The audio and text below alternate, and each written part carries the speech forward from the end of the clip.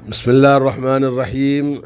آج اگر ہم اپنے گرد و پیش پر نگاہ ڈالیں گے، عوام الناس کی اکثریت اس احساس سے عاری نظر آتی ہے کہ ان کے منہ میں جانے والا لقمہ حلال ہے یا حرام، اور یہ کن ذرائع سے یہ رزق جو ہمارے پیٹ میں جا رہا ہے اس کی کیا کیفیت ہے، لوگ اس پر غور نہیں کرتے۔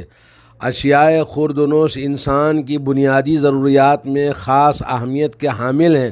شریعت مطہرہ نے ان کے حصول اور استعمال کے سلسلے میں حلال و حرام کی تعلیمات کا خاص اہتمام ہر مسلمان کو حکم دیا ہے، کیونکہ جہاں اسلام یہ چاہتا ہے کہ انسان کے تصرف میں آنے والی اشیاء حلال، پاک اور صاف اور طیب ہوں، وہیں اسلام کی منشا یہ بھی ہے کہ ان اشیاء کے حصول کے ذریعے بھی ہمیں حلال، جائز اور درست کرنا لازم ہے۔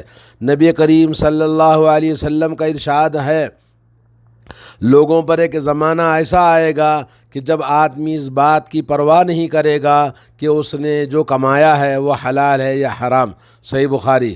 اسی طرح سے نبی کریم صلی اللہ علیہ وسلم نے ایک آدمی کا ذکر فرمایا، لمبی مسافت، لمبا سفر طے کر کے آتا ہے، غبار اور گرد سے اٹا ہوا ہے، اور اپنے دونوں ہاتھوں کو آسمان کی طرف پھیلا کر اللہ تعالیٰ سے آہوزاری کرتا ہے اور کہتا ہے، اے میرے رب، حالانکہ اس کا کھانا حرام ہے، اس کا پینا حرام کا ہے، اور اس کا لباس حرام کا ہے، اور وہ حرام ہی پر پلا ہے، تو ایسے شخص کی دعا کیوں کر قبول ہو سکتی ہے؟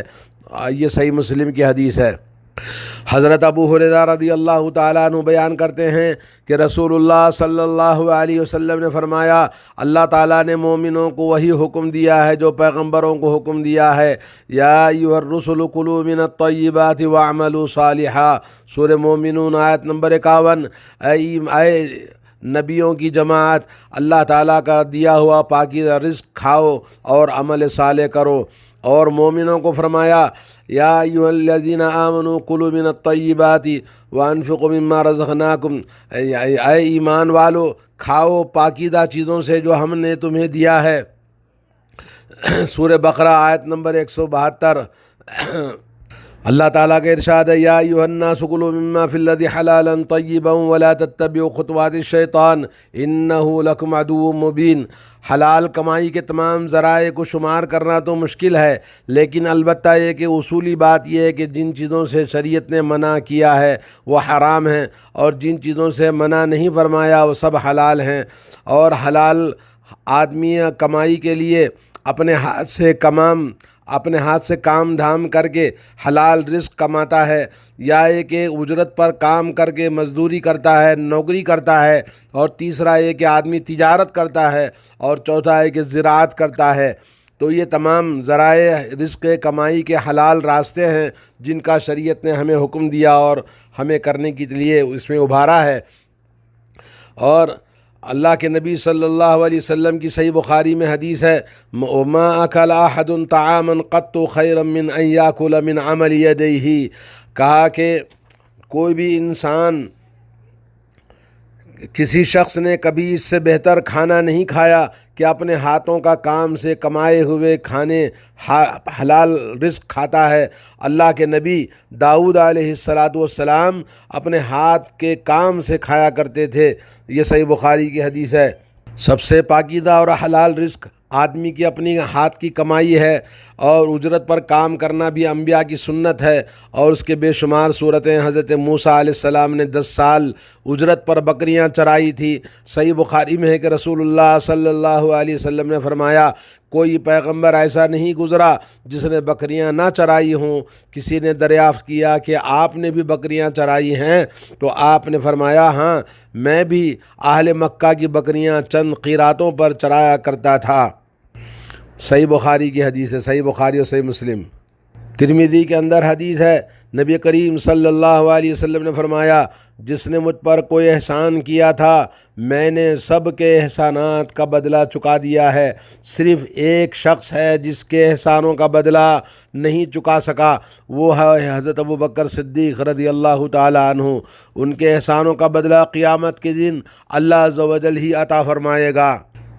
ابو طالب جو کہ آپ کے چچا تھے، جنہوں نے آپ سے بچپن سے پال پر آپ پر احسان کیا، آپ نے ان کا احسان کا بدلہ بھی اجرت پر کام کر کے ادا کر دیا تھا۔ اسی طرح سے نبی کریم صلی اللہ علیہ وسلم تجارت کرنا آپ کی سنت ہے۔ زراعت کی فضیلت بھی رسول اللہ صلی اللہ علیہ وسلم نے بیان فرمائی ہے۔ آدم علیہ السلام زراعت کرتے تھے، بلکہ انہیں تو سارے کاموں کو خود ہی کرنے کے پڑتے تھے۔ بہرحال مختصر حلال کمائی کے چند بنیادی چیزیں جو آج ہمیں ضرورت ہے صحیح رزق حلال کے لیے، کیا چیزیں ہو سکتی ہیں، ان کو ڈھونڈنا اور رزق حلال تلاش کرنا اپنے لیے، اپنے اہل و عیال کے لیے بہت ضروری ہے۔ محترم بھائیوں، دوستو، اس بات کا ہمیں خیال رکھے کہ حرام کمائی کی اتنی شامت اور اتنی نحوست ہے کہ اللہ کی بارگاہ میں انسان کی دعا قبول نہیں ہوتی ہے۔ صحیح مسلم میں رسول اللہ صلی اللہ علیہ وسلم نے فرمایا، مومنوں کو وہی حکم دیا جو پیغمبروں کو حکم دیا، یا ایھا الذین آمنوا کلوا من الطیبات ما رزقناکم، اے ایمان والو کھاؤ پیو پاکیزہ چیزیں جو ہم نے تمہیں عطا فرمائی ہیں۔ سورہ بقرہ آیت نمبر 172۔ اور پیغمبروں کو اللہ نے حکم دیا، یا ایھا الرسل کلوا من الطیبات، اے پیغمبروں کی جماعت کھاؤ پاکیزہ چیزوں سے۔ مومنوں کو بھی حکم بھی یہی ہے، پاکیزہ اور حلال چیزیں کھائیں، اور پیغمبروں کو بھی یہی حکم ہے کہ وہ بھی پاکیزہ اور حلال چیزیں کھائیں۔ آپ صلی اللہ علیہ وسلم نے ایک آدمی کا ذکر، جو کہ آپ نے سنا اس سے پہلے بھی، کہ لمبا چوڑا سفر کر کے سر کے بال بکھرے ہوئے ہیں، گرد و غبار سے ہٹا ہوا ہے، اور یہ مسکینی اور سفر کی حالت دعا کی قبولیت کا باعث ہے۔ حالت جتنی بھی پراگندہ ہو، آدمی جتنا عاجزی اللہ سے دعا کرے گا، اتنی اللہ کی رحمت جوش میں آتی ہے، اور وہ آدمی کہتا ہے، یا اللہ یا رب یا رب، ومطعمه حرام ومشربه حرام وملبسه حرام وغذي بالحرام فأنا يستجاب لذلك۔ کہا کہ اس کی حالت یہ ہے کہ اس کا کھانا حرام کا، اس کا پینا حرام کا، اور اس کا پہننا حرام کا، اور اسے حرام غذا دی گئی ہے، تو اس کی دعا کیسے قبول ہو سکتی ہے؟ تو یہ حدیث صحیح مسلم کے اندر آئی ہے۔ معلوم ہوا کہ حرام کی شامت یہ ہے کہ اس کی وجہ سے بندے کی دعا قبول نہیں ہوتی، اور دوسرے اعمال کی قبولیت کا بھی آپ خود ہی اندازہ کر لیں۔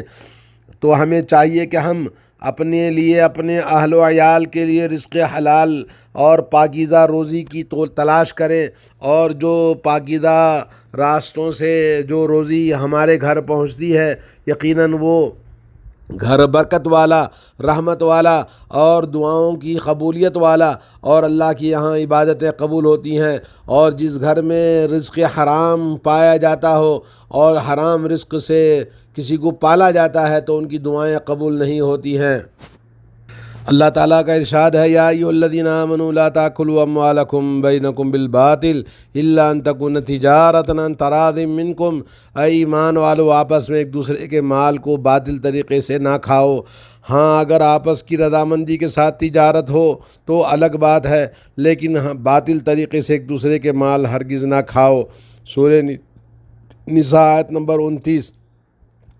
آج کل لوگ ایک دوسرے کا مال ہڑپ کر جانا، اور جھوٹ دھوکہ اور چکر مکر کے ذریعے ایک دوسرے کے مال کو غصب کر جانا، اور مال لینے کے بعد میں پھر مال کو دینے میں ستانا، تکلیف دینا، ظلم و زیادتی کرنا۔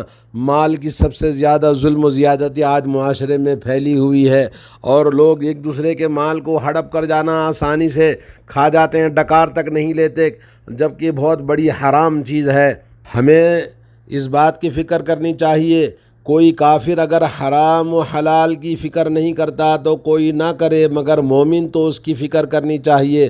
صحابہ کرام اس کی بہت فکر کیا کرتے تھے۔ صحیح بخاری میں حضرت عائشہ رضی اللہ تعالیٰ عنہ سے روایت ہے، ابو بکر صدیق رضی اللہ تعالیٰ عنہ کا ایک غلام تھا جو کمائی کر کے لاتا، اور روزانہ کچھ آمدنی ابو بکر کو لا کر دیا کرتا تھا۔ ابو بکر صدیق رضی اللہ تعالیٰ عنہ اسے استعمال کر لیتے تھے۔ ایک دن وہ کمائی کی کوئی چیز لا کر دیا، ابو بکر صدیق نے وہ کھا لیا۔ اس نے کہا، آپ کو علم ہے کہ یہ کیا چیز تھی؟ آپ نے کہا نہیں۔ تو کہا، کہاں سے لایا ہے؟ اس نے جواب دیا کہ زمانے جاہلیت میں نے ایک آدمی کے لیے کہانت کی تھی، یعنی ایسے غیب کی بات بتا دیا تھا۔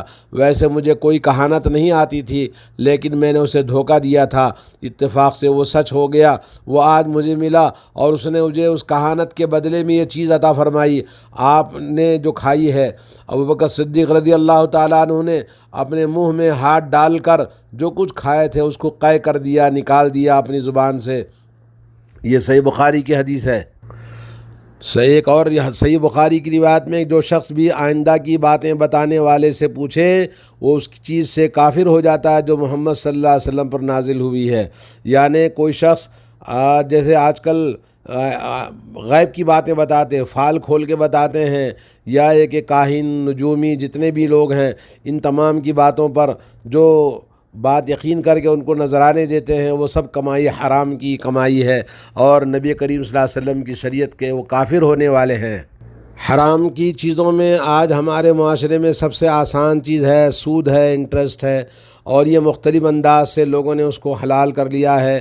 انفرادی اور اجتماعی طور پر ساری دنیا میں اس کی سرداری چل رہی ہے، اور لوگوں نے اس کو مختلف انداز سے، لون کے نام سے، تو کہیں انشورنس کے نام سے، تو کہیں کسی اور نام سے، کسی اور نام سے۔ احل اللہ البیع وحرم الربا، اللہ تعالیٰ نے خرید و فروخت کو حلال کیا ہے اور سود کو حرام کیا ہے، اور سود پر بہت زیادہ قرآن و سنت میں حرمت بیان کی گئی ہے۔ سود پر قرآن کریم میں بہت آیتیں موجود ہیں، اور نبی کریم صلی اللہ علیہ وسلم کی حدیث کو آپ سنیں، درہم ربا یاکل الرجل وهو یعلم اشد من 36 زنیہ، سود کا ایک درہم جسے آدمی کھائے اور اسے معلوم ہو کہ یہ سود کا ہے، 36 دفعہ زنا کرنے سے زیادہ بدتر ہے۔ اللہ کے نبی صلی اللہ علیہ وسلم نے فرمایا سود کے 70 سے زیادہ دروازے ہیں، ان سب سے ہلکا یہ ہے کہ آدمی اپنی ماں سے نکاح کرے۔ ابن ماجہ کی حدیث ہے۔ ایک اور حدیث میں نبی کریم صلی اللہ علیہ وسلم نے فرمایا لعن رسول اللہ صلی اللہ علیہ وسلم آکل الربا ومکلہ وکاتبہ وشاہدی قال وہم سوا۔ رسول اللہ صلی اللہ علیہ وسلم نے سود کھانے والے، کھلانے والے، اس کے لکھنے والے اور ان کے گواہی دینے والے پر سب پر اللہ کی لعنت ہے، اور فرمایا وہ سب برابر ہیں سود کی لعنت میں۔ آج ہمارے معاشرے کو سودی نظام نے اور لوگوں کے ساتھ جو کچھ بھی مختلف کاروباری انداز، یا ایک چاہے وہ بینک کے ذریعے ہو، کمپنیوں کے ذریعے ہو، یا کسی بھی شخصی طور پر ہو، لوگ حلال و حرام کی تمیز کے بغیر ایک دوسرے سے لوٹ کھسوٹ اور ایک دوسرے کو دھوکہ دینا، چیٹنگ کرنا اور دھوکے سے مال کھا جانا عام ہو گیا ہے۔ اللہ رب العالمین نے فرمایا وَقَدْ فَصَّلَ لَكُمْ مَا حَرَّمَ عَلَيْكُمْ إِلَّا مَا اضْطُرِرْتُمْ إِلَيْهِ، اللہ تعالیٰ نے تمہارے لیے کھول کھول کر وہ چیزیں بیان کر دی ہیں جو تم پر حرام کی ہیں، مگر جس کی طرف تمہیں مجبور کر دیا جائے، یعنی جو چیزیں انسان کے مجبوری اور اس کے پریشانی کا راستہ ہے، تو اس میں اللہ تعالیٰ سے ڈرنا چاہیے۔ سورہ نام آیت نمبر 119۔ یعنی کوئی شخص مجبوری کی وجہ سے حرام کو حرام سمجھ کر ضرورت کے مطابق استعمال کرے تو امید ہے کہ جب مجبوری دور ہوگی تو اسے چھوڑ دے گا، مگر وہ شخص جو اسے جائز ہی سمجھ لے اور اسے کسی طرح سے چھوڑنے کا نام نہ لے، پھر مجبوری کی بھی کوئی صورتیں ہیں۔ ایک صورت یہ کہ زندگی کا وہ معیار قائم نہیں رہتا جس کا نفس خواہش کرتا ہے، بیوی بچوں کا لباس، رہائش، معاشرتی وقار، وہ تمام چیزیں جو انسان اپنی خواہشوں کو اس نے وہ سب چیزیں جو اس کی خواہشیں ہیں، ان خواہشوں کے جیسے ہزاروں خواہشیں، جیسے کہ ہر خواہش پہ دم نکلے، میرے ارماں بہت نکلے پھر بھی بہت کم نکلے۔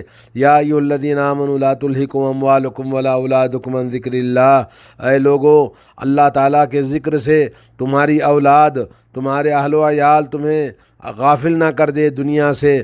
آج ہمارے بہت سارے دوست و احباب اور ہمارے لوگ دنیا میں اپنے خواہشوں کے خاطر، اپنے بیوی بچوں کے خاطر، اپنے لیے حلال حرام کی تمیز کے بغیر بس اپنی ضرورتوں کو پوری کرنا اپنا مقصد حیات بنا لیا ہے۔